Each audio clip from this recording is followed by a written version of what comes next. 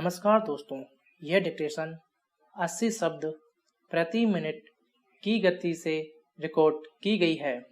Dictation शुरू होने में शेष हैं 5 सेकंड। स्टार्ट।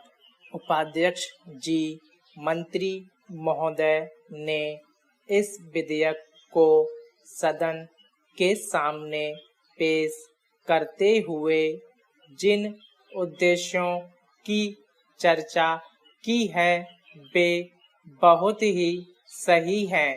उनका पूरा पालन होना चाहिए।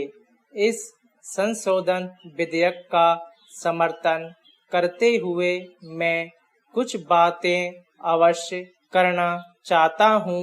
यह सबको मालूम है कि जो लोग खाद्यान्न, दूध या और खाने पीने की चीजों में मिलावट करते हैं वे देश और जनता के बहुत बड़े दुश्मन हैं, और जो लोग मिलावट की चीजों का उत्पादन करते हैं वे तो उनसे भी बड़े अपराधी और देश के लिए खतरनाक है।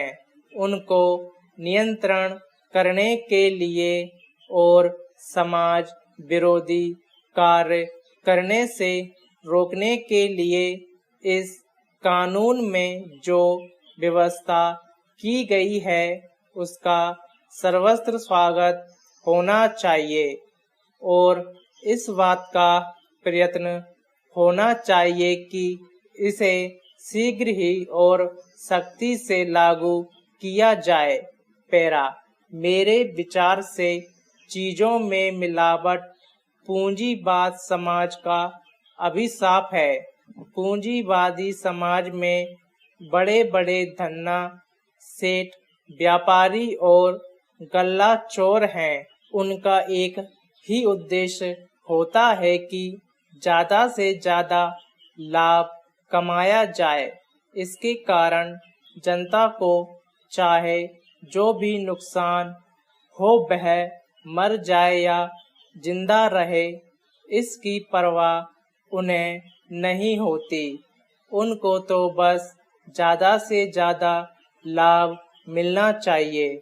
इसके विपरीत किसी भी समाजवादी देश में मिलावट की बात नहीं है। मैंने स्वयं एक देश में जाकर देखा है कि वहाँ सब चीजें शुद्ध मिलती हैं। यद्यपि मिलावट पूंजीवादी समाज का अभिशाप है, लेकिन पूंजीवादी समाज में भी इसको ज्यादा से ज्यादा रोकने का प्रयास होना चाहिए और मुनाफाखोरों के विरुद्ध कड़ी कार्यवाही होनी चाहिए। ये जनता के स्वास्थ्य और जीवन के साथ खिलवाड़ करते हैं। पैरा।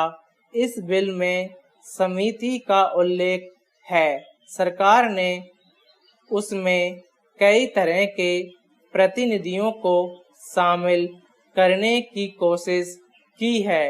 होटल उद्योग के प्रतिनिधि को भी उसमें लिया जाएगा।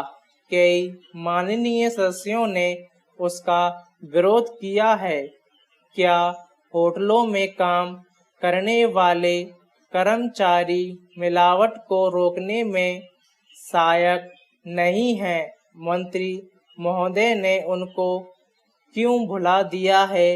यह लोग मिलावट को रोकने में ज्यादा सहायक होंगे।